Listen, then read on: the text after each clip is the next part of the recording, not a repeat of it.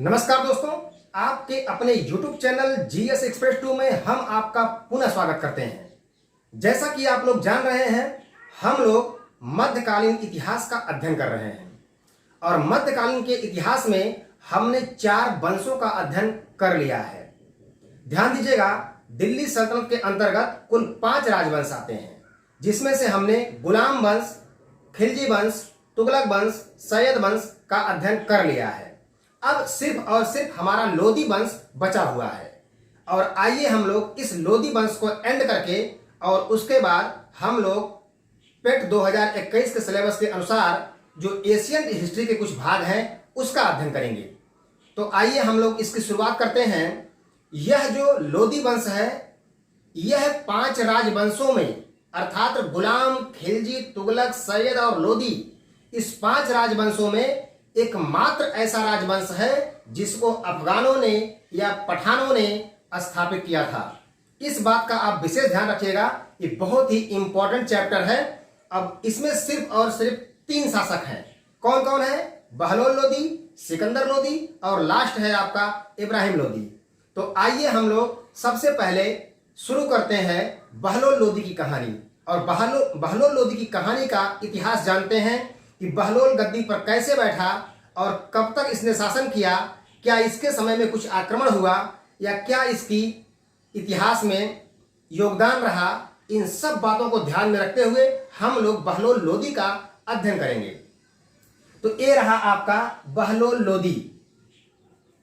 ध्यान दीजिएगा कि जो बहलोल लोदी था यह भी एक अफगान था।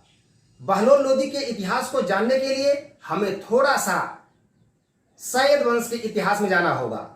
आपने देखा था कि मैंने पिछले वीडियो में आपको बताया था कि सैयद वंश का जो अंतिम शासक था वह था अलाउद्दीन आलम शाह। कौन था? अलाउद्दीन आलम शाह। तो अलाउद्दीन आलम शाह ने 1351 ईस्वी में क्या किया था? 1451 ईस्वी में क्या किया था?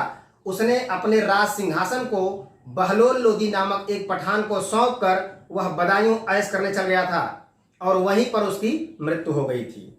अब ध्यान दीजिएगा, यह जो बहलोल लोदी है यह रातों रात राजा बन गया और मैंने आपको कई बार वीडियो में बताया है कि सिंहासन पर बैठने के लिए अमीरों का योगदान सबसे महत्वपूर्ण होता था।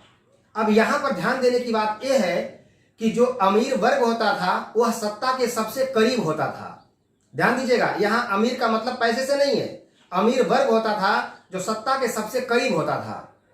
अब ध्यान दीजिएगा, बहलोल लोदी जब राज सिंहासन पा गया तो इसकी पहली पॉइंट आप अपने दिमाग में रखेंगे कि दिल्ली सल्तनत का यह पहला सुल्तान था। दिल्ली सल्तनत का यह पहला सुल्तान था जो अमीरों के सामने कभी सिंहासन पर नहीं बैठता था, बल्कि उन अमीरों के साथ ऐसे दोस्ताना संबंध को बनाए रखता था कि जैसे मानो ऐसा प्रतीत हो कि यह कोई सुल्तान न हो करके बल्कि उन्हीं अमीरों में से एक अमीर हो। तो इस तरह से इसका प्रशासन चल रहा था। बहलोल लोदी के समय में जौनपुर में सरकियों का शासन चल रहा था। बहलोल लोदी के समय में जौनपुर में सरकियों का शासन चल रहा था और उस समय शासक कौन था? महमूद सरकी। कौन था? महमूद सरकी। तो महमूद सरकी को ऐसा आभास हुआ कि यार बहलोल लोदी राज सिंहासन पर अमीरों के सामने कभी नहीं बैठता है, तो इसका मतलब लग रहा है कि बहुत डरपोक शासक है। महमूद सरकी के अंदर ये बात आ गई कि अगर एक बार इसके ऊपर आक्रमण करें, हो सकता है इसे परास्त कर दें तो दिल्ली सल्तनत अपने अधीन हो जाएगी। भाई हम कह रहे हैं कि अगर ऐसी बात हो सकती है तो एक बार प्रयास करते हैं, दौड़ा के इसको मारते हैं। अगर भाग चला तो दिल्ली अपनी है और अगर नहीं भागा तो हम ही भाग आएंगे। इस तरह से महमूद सरकी ने क्या किया? बहलोल लोदी के शासनकाल में इसने दिल्ली सल्तनत पर अटैक कर दिया और जब अटैक कर दिया तो ऐसे कंडीशन में हुआ क्या कि बहलोल लोदी ने अपने अमीर दोस्तों के साथ मिल करके इस महमूद सरकी को परास्त कर दिया। और जब परास्त कर दिया तो फिर शासन धीरे धीरे चलने लगा। यहां एक बात ध्यान रखिएगा, बहलोल लोदी अपने सरदारों को मकसद ए अली कहकर पुकारता था। क्या कहकर पुकारता था? मकसद ए अली कहकर पुकारता था। क्या था? तो उस पर ध्यान देंगे कि यह जो बहलोल लोदी महोदय थे, यह हमेशा इस बात ध्यान रखिएगा कि बहलोल लोदी जो महोदय थे, यह अमीरों के सामने कभी सिंहासन पर नहीं बैठते थे और यह अपने सरदारों को मकसद ए अली कहकर पुकारते थे। तीसरी खास बात कि इन्होंने बहलोली नामक एक सिक्का जारी किया था, और जब बहलोली नामक एक सिक्का जारी किया था तो यह सिक्का इसका अंग्रेजों के समय तक चलता रहा। अब ध्यान दीजिएगा, यह जो बहलोल लोदी हैं, जब इनका शासन इस प्रकार से चलने लगा तो आगे क्या हुआ? आगे यह हुआ कि जौनपुर में सरकियों में एक अगला शासक हुआ। क्या नाम था उसका? उस शासक का नाम था हुसैन शाह। ध्यान दीजिएगा, क्वेश्चन कहीं से बनकर नहीं आते हैं। यदि आप इतिहास को कहानी की तरह पढ़ेंगे तो निश्चित रूप से इतिहास आपको सबसे प्रिय सब्जेक्टों में से एक लगने लगेगा, और इतिहास को पढ़ने में जो मजा आता है वह किसी भी सब्जेक्ट को पढ़ने में मजा नहीं आता है। तो यहां ध्यान रखिएगा। अब यहां ध्यान दीजिएगा, एक छोटा सा क्वेश्चन जो पीसीएस 2016 में पूछा गया था, मैं अभी आपको लास्ट में पूछूंगा, पहले जो बता रहा हूं उसको समझ लीजिए। देखते हैं कि आप लोग कमेंट बॉक्स में उसका उत्तर देते हैं या गलत उत्तर देते हैं। तो ध्यान दीजिएगा, अब वहां जौनपुर में सरकियों पर कौन शासन करने लगा? हुसैन शाह शासन करने लगा। हुसैन को भी ऐसा महसूस हुआ कि यार बहलोल लोदी अमीरों के सामने कभी सिंहासन पर नहीं बैठता है, तो ये काम करते हैं, हम इसके यहाँ अटैक करते हैं। तो उसने डायरेक्ट दिल्ली पर अटैक ना करके उसने चंदावर पर आक्रमण किया। कहाँ आक्रमण किया? चंदावर पर आक्रमण किया, और चंदावर को जीत लिया, और जीत करके चंदावर वालों से कहा कि आज से आप लोग दिल्ली सल्तनत को कर नहीं भेजेंगे, बल्कि आप कर कहां भेजेंगे? जौनपुर भेजेंगे। उसने कहा ठीक है सर, अब आप हम लोग आपके अधीन हुए तो हम आपके यहां ही कर भेजेंगे। यह जानकारी मिली बहलोल लोदी को। बहलोल लोदी ने पुनः आक्रमण किया हुसैन शाह के ऊपर, और जब हुसैन शाह के ऊपर आक्रमण किया तो बहलोल लोदी किसी न किसी तरह बड़ी मुसीबत के साथ इनको दोबारा पराजित कर ले गया। अर्थात पहली बार युद्ध हुआ तो इस युद्ध में कोई निर्णय नहीं हुआ और दोबारा उसके ऊपर आक्रमण करके उसको परास्त कर ले गया। अब ध्यान दीजिएगा, जब उसको परास्त कर ले गया तो इसको लगा यार बार बार जौनपुर वाले आक्रमण कर रहे हैं, कहीं ऐसा न हो कि जौनपुर वाले यहां दिल्ली पर अपना आधिपत्य स्थापित कर लें। इसलिए उसने क्या किया कि जब अब की बार हुसैन शाह को परास्त किया तो परास्त करने के बाद अपने बड़े पुत्र बारबक शाह को जौनपुर का शासक बना दिया, और जब जौनपुर का शासक बना दिया तो अब बारबक शाह जो बहलोल लोदी के बड़े पुत्र थे, यह जौनपुर के शासक हो गए। अब जौनपुर से खतरा टल गया, क्योंकि जब बेटा ही वहां राजा है तो वह अटैक नहीं करेगा। अब ध्यान रखिएगा, धीरे धीरे इनकी समय अवस्था बीतती गई और इन्होंने अपने साम्राज्य में कोई विस्तार नहीं किया, और जब विस्तार नहीं किया तो इनकी मृत्यु हो गई। और जब इनकी मृत्यु हो गई तो यहां ध्यान दीजिएगा, इनकी मृत्यु हो जाने के बाद अब समस्या ये हुई कि राजा कौन बनेगा। तो बहलोल लोदी के पास दो मैडम थी, एक मैडम हिंदू थी और एक मैडम मुस्लिम थी। जो मुस्लिम मैडम थी उससे बारबक शाह का जन्म हुआ था, और जो हिंदू मैडम थी उससे निजाम शाह का जन्म हुआ था। और जो हिंदू मैडम थी वह जाति की सुनार थी। ध्यान दीजिएगा, यह क्वेश्चन कई बार नेट में पूछा गया है कि दिल्ली सल्तनत के किस सुल्तान की माता एक स्वर्णकार थी या एक सुनार थी, तो आप कहेंगे सिकंदर लोदी की माता। वही निजाम शाह जो आगे चल करके सिकंदर लोदी के नाम से प्रसिद्ध हुआ, अभी हम उसके बारे में जानेंगे। तो हमने कहा कि बहलोल के पास दो पुत्र थे, और जब बहलोल के पास दो पुत्र थे तो यहां ध्यान रखिएगा, आपने देखा कि बारबक शाह महोदय जौनपुर के राजा बने हुए हैं। अब छोटा वाला पुत्र निजाम शाह वो यहीं पर है। जैसे ही 1488 ईस्वी में इसकी मृत्यु हुई, 1488 ईस्वी में इसकी मृत्यु हुई, वैसे तुरंत निजाम शाह ने क्या किया, जल्दी से अपना राज्याभिषेक करवा लिया। और सिकंदर लोदी की उपाधि के साथ अपना राज्याभिषेक करवाया। अब सोचिए एक बार, अब जब इसने राज्याभिषेक करवा लिया तो सिकंदर का विरोध कौन करेगा? सिकंदर का विरोध करेगा उसका बड़ा भाई बारबक शाह और अमीर वर्ग। क्यों? क्योंकि हमेशा जो है जब सत्ता वंशानुगत रहती है तो पहला अधिकार बड़े बेटे को होता है, और जब बड़े बेटे को होता है तो निश्चित रूप से बारबक शाह उत्तराधिकारी हुआ। तो सिकंदर ने क्या किया? सिकंदर लोदी के साथ जो है अपनी उपाधि के साथ अपना राज्याभिषेक करवा लिया, और जब राज्याभिषेक करवा लिया तो पहला अभियान किया जौनपुर पर कि जौनपुर पर आक्रमण कर दिया जाए, और जौनपुर पर उसने आक्रमण कर दिया और भाई बारबक शाह को बंदी बना लिया और बंदी बना करके ला करके कारागार में डाल दिया। अब वह सोचा कि दूसरा विरोध कौन करेगा, तो दूसरा विरोध करने वाले व्यक्ति थे अमीर वर्ग। अब एक बार आप कल्पना करिए कि जब अगर राजा हमारे समकालीन हो जाए, हमारे दोस्त हो जाए, हमारे मित्र हो जाए, तो निश्चित रूप से हमें किसी का डर नहीं रहेगा। अगर प्रशासन, योगी जी आपके मुख्यमंत्री हैं, अगर योगी जी हम लोगों के मुख्यमंत्री हैं और योगी जी कहें कि अरे यार हमें सीएम नहीं, आप लोग भी उत्तर प्रदेश के सीएम हैं, कहीं भी किसी अधिकारी के पास जाइए तो आप ये कहिए कि हम सीएम की हैसियत से बोल रहे हैं, तो क्या आपके अंदर कोई डर रह जाएगा? डर बिल्कुल नहीं रहेगा। क्यों? क्योंकि आपको सीएम की पदवी मिल गई है।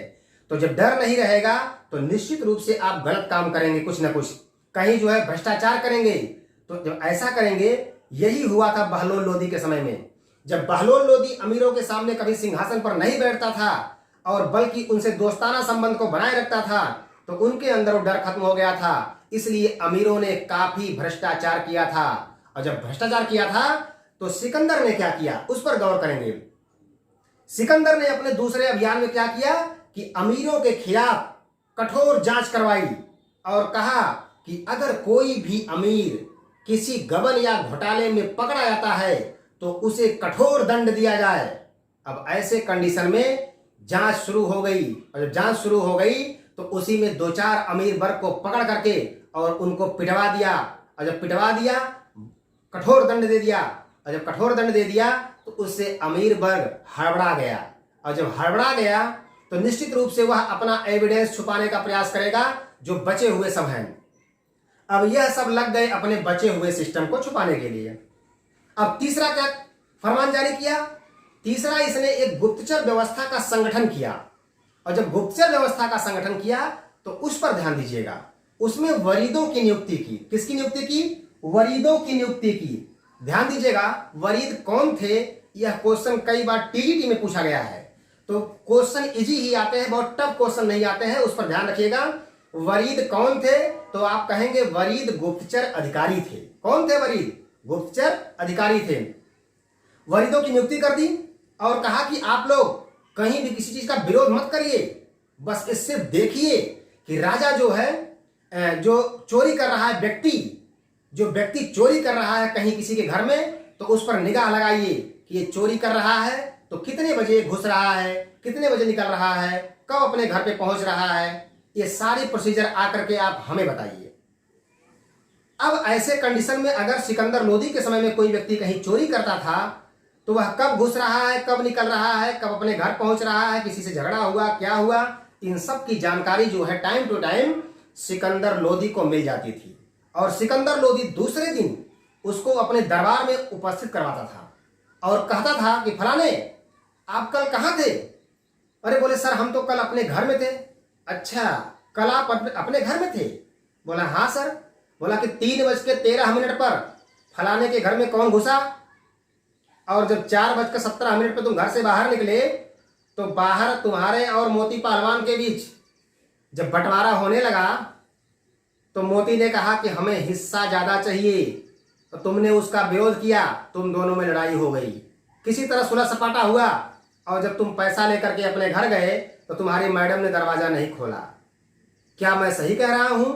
अब एक राजा अगर ऐसी बात कर रहा है तो कहा गया है कि चोर का जीव आधा, मतलब चोर तो ऑलरेडी चोर है, या चोर की दाढ़ी में तिनका, वो पहले से सहमा हुआ है।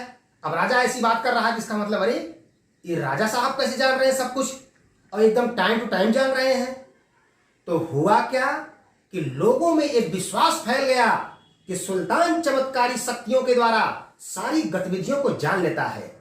अब इसके समय में कौन कब उठ रहा है, कब बैठ रहा है, कब सो रहा है, कब जग रहा है, यह सुल्तान को मालूम हो जाती है।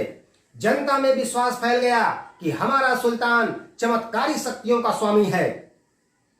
अब ध्यान दीजिएगा, अब इसने क्या किया, जनता के लिए क्या किया इसने अनाज पर से चुंगी कर को हटा दिया। और जब अनाज पर से चुंगी कर हटा दिया तो अनाज सस्ता हो गया। आप सभी लोग जानते हैं कि जब किसी भी वस्तु से अगर टैक्स हट जाए तो उसकी कीमत कम हो जाती है। तो जब इसने अनाज पर से चुंगी कर हटा लिया तो अनाज सस्ता हो गया। अब ध्यान दीजिएगा, अब इसने और क्या किया, इसने जो है आगरा शहर की स्थापना की। और जब आगरा शहर की स्थापना की तो आगरा को ही अपनी राजधानी बना दिया। अब आगरा को अपनी राजधानी बना दिया। अब इसने 2 फरमान और जारी किया। पहला फरमान जारी किया कि आज के बाद कोई भी मुस्लिम महिला किसी भी संत या पीर की मजार पर नहीं जाएगी। यदि वह जाती है तो उसे कठोर दंड दिया जाएगा। सोचिए क्या कहा इसने, आज के बाद कोई भी मुस्लिम महिला किसी संत या किसी पीर की मजार पर चादर चढ़ाने या दिया जलाने नहीं जाएगी। दूसरा फरमान क्या जारी किया, दूसरा कहा कि आज के बाद कोई भी मुसलमान ताजिया नहीं निकालेगा। ताजिया ये लोग क्यों निकालते हैं, ध्यान दीजिएगा, हुसैन साहब का नाम सुना होगा जो पैगंबर के बहुत करीबी थे। ये हुसैन साहब जो है करबला की लड़ाई में मार दिए गए थे। मुसलमान भाइयों में 2 संप्रदाय होता है, शिया और सुन्नी का। सुन्नी संप्रदाय का आरोप रहता है कि शिया लोग हुसैन साहब को मार दिए और शिया लोगों का आरोप रहता है कि सुन्नी साहब मार दिए। इसलिए शिया लोग मातम मनाते हैं कि हाय हुसैन हम नहीं। तो इसका मतलब यही है कि उन्होंने कहा कि आप हुसैन से कहते हो कि आप थे या नहीं थे, आप उनके शोक में जो है ताजिया निकालते हो, तो हमें विश्वास है कि आप नहीं थे, इसलिए आज के बाद ताजिया नहीं निकलेगा। बंद कर दिया इसने। तो लोगों को लगा कि अरे यार एक सुनार का बेटा है और क्या ठीक है जबरदस्त जो है कि मुसलमानों के खिलाफ कार्रवाई कर रहा है। तीसरा फरमान क्या जारी किया, उस पर गौर करिएगा। तीसरा फरमान इसने जारी किया कि आज के बाद कोई भी हिंदू यमुना नदी में नहाएगा नहीं।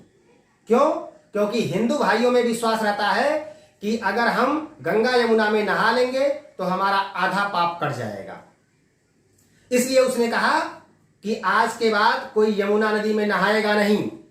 आपका पाप है तो आप अपने साथ रखिए उसको, क्योंकि यमुना नदी के किनारे ही उसका नगर आगरा जो है बसा हुआ था। अब इस पर ध्यान दीजिएगा। तो ये इसके कुछ फरमान इस टाइप के थे। अब इसने और क्या किया उस पर ध्यान दीजिएगा। सिकंदर जो था यह गुलरुखी उपनाम से कविताएं लिखता था। सिकंदर गुलरुखी उपनाम से कविताएं लिखता था। दूसरी खास बात कि यह जो सिकंदर था यह शहनाई सुनने का बहुत शौकीन था। सिकंदर शहनाई सुनने का बहुत शौकीन था। तीसरी खास बात कि इसके समय में भूमि की पैमाइश के लिए इसने सिकंदरी गज का प्रचलन किया था। क्या किया था इसने, सिकंदरी गज का प्रचलन किया था। तो उससे भूमि की पैमाइश की जाती थी। अब ध्यान दीजिएगा 1517 ईस्वी में आगरा में इसकी मृत्यु हो गई। सिकंदरा कह सकते हैं, सिकंदरा भी एक गांव है आगरा के समीप। तो 1517 में सिकंदरा में इसकी मृत्यु हो गई और इसे वहीं आगरा में क्या कर दिया गया, दफन कर दिया गया। और जब दफन कर दिया गया तो पूछेगा कि इसकी समाधि कहाँ है, तो आगरा में है। अगर सिकंदरा होता है ऑप्शन तो सिकंदरा में रहेगा। एक चीज का ध्यान रखिएगा, आगे आप लोग पढ़ेंगे अकबर की समाधि कहाँ है, सिकंदरा में है। अब ध्यान दीजिएगा, क्वेश्चन यहां पूछता है कि आगरा शहर की स्थापना किसने किया, तो आप कहेंगे सिकंदर लोदी ने किया था। ठीक है। अब यहां एक चीज का ध्यान रखिएगा, क्वेश्चन पूछता है फरहंगे सिकंदरी या एक ऑप्शन पूछेगा आपको कि लज्जत ए सिकंदरी कैसा ग्रंथ था। तो ध्यान दीजिएगा, लज्जत ए सिकंदरी जो है भारतीय संगीत पर लिखा गया पहला ग्रंथ था। ठीक है। अब फरहंगे सिकंदरी क्या था? तो ध्यान दीजिएगा, इसने संस्कृत के आयुर्वेद का फारसी में अनुवाद करवाया था और वही अनुवाद जो है फरहंगे सिकंदरी के नाम से जाना जाता है। तो ये रहा सिकंदर लोदी का इतिहास। अब हम आते हैं इसके पुत्र इब्राहिम लोदी पर। किस पर आते हैं? इब्राहिम लोदी पर आते हैं। तो ध्यान रखिएगा, बहलोल लोदी का लड़का था सिकंदर लोदी और सिकंदर लोदी का लड़का था इब्राहिम लोदी। आपने देखा कि बहलोल लोदी अमीरों के सामने कभी सिंहासन पर बैठता नहीं था और सिकंदर लोदी आया तो इसने जो है अमीरों को सुल्तान का सम्मान करने के लिए विवश कर दिया, उनके खिलाफ कठोर जांच करवा दी। और अब इब्राहिम लोदी आया तो इसने क्या किया? इसने अमीरों, अफगानों, तुर्कों, पठानों, राजपूतों सबके खिलाफ कठोर अभियान किया। और जब सबके खिलाफ कठोर अभियान किया तो ध्यान दीजिएगा, इसमें मेवाड़ के शासक महाराणा सांगा और पंजाब के शासक दौलत खान लोदी बहुत नाराज हो गए। और जब बहुत नाराज हो गए तो इन्होंने बाबर को भारत पर आक्रमण करने के लिए आमंत्रित किया, जिसका परिणाम पानीपत का प्रथम युद्ध हुआ जो 21 अप्रैल 1526 को हुआ और जिसमें इब्राहिम लोदी मारा गया।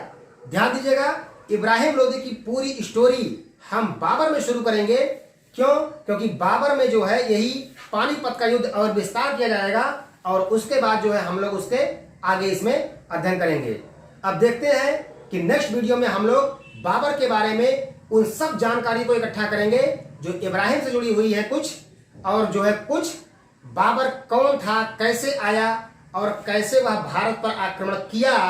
बाबर पानीपत से पहले भारत पर 4 बार आक्रमण कर चुका था और ये उसका 5वां आक्रमण था। तो 4 बार आक्रमण करके बाबर यहां से चला गया था, लेकिन 5वीं बार क्यों नहीं गया, इन सब की स्टोरी हम जानेंगे अब नेक्स्ट वीडियो में। आज के लिए इतना ही।